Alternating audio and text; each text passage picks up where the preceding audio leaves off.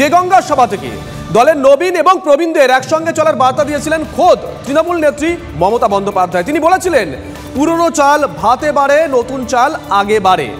লোকসভা নির্বাচনের আগে নতুন পুরনো দ্বন্দ্ব মেটাতে বার্তা দিয়েছেন মমতা বন্দ্যোপাধ্যায়। মমতার সুরে সুর মিলিয়েছেন তৃণমূলের প্রবীণ নেতা শোভনদেব চট্টোপাধ্যায়। মমতা প্রধান মুখ, কিন্তু মমতার লক্ষ্য নতুন প্রজন্মকে তুলে আনা। অভিষেক তার যোগ্যতার পরিচয় দিচ্ছে বলে মনে করছেন শোভনদেব। এদিকে ফিরহাদের কথায় তৃণমূল দলটাই মমতা কেন্দ্রিক। মানুষ মমতা বন্দ্যোপাধ্যায়কে বিশ্বাস করে। মমতা আহ্বান করলে মানুষও তৃণমূলের সমর্থনে রাস্তায় নেমে আসেন, মন্তব্য ফিরহাদের। তবে মমতা বন্দ্যোপাধ্যায় এই কদিন আগে দেগঙ্গা সভা থেকে ঠিক কি বলেছিলেন আরেকবার শোনাই। সবাইকে আবেদন করব, যদি কেউ এখনো দুঃখ করে ঘরে বসে থাকেন লোকাল ঝগড়ার জন্য, তাকে ডেকে নিয়ে আসুন। আমি কোনো ঝগড়া অ্যালাউ করব না। ছাত্র যুবককে প্রায়োরিটি দিয়ে নিয়ে আসতে হবে। সিনিয়র লিডারদের যোগ্য মর্যাদা দিতে হবে। এটা আমি বারবার বলছি। পুরনো চাল কিন্তু ভাতে বাড়ে আর নতুন চাল আগে বাড়ে। দুটো চালকেই আমার দরকার, পুরনোকেও দরকার, নতুনকেও দরকার। মমতা বন্দ্যোপাধ্যায় রাস্তায় থাকলে, মমতা ব্যানার্জি কর্মীদের মাঝখানে থাকলে একটা আলাদা জিল হয়।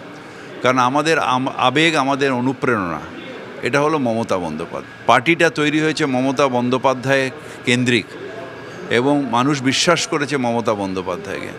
তাই মমতা বন্দ্যোপাধ্যায় যদি আমার আহ্বান দেয়, শুধু পার্টির কর্মী নয়, মানুষও তৃণমূল কংগ্রেসের সমর্থনে নেমে আসে। মমতা বন্দ্যোপাধ্যায় নিশ্চয়ই প্রথম মুখ, একমাত্র মুখ। কিন্তু তারপরে নতুন যারা, মমতার একটা টার্গেট আছে যে নতুন প্রজন্মকে তুলে আনা।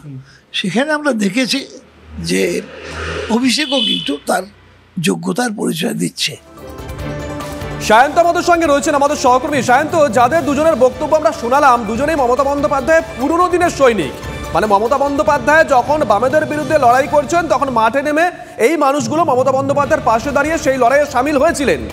মমতা বন্দ্যোপাধ্যায় দেগঙ্গা সভা থেকে যখন পুরনোদের গুরুত্ব দেওয়ার কথা আরো একবার বললেন, তখন কোথাও গিয়ে মনে হচ্ছে না যে মানুষগুলো এতদিন চুপচাপ থাকতেন, খুব একটা ভোকাল হতেন না, তারা এখন ভোকাল হচ্ছেন।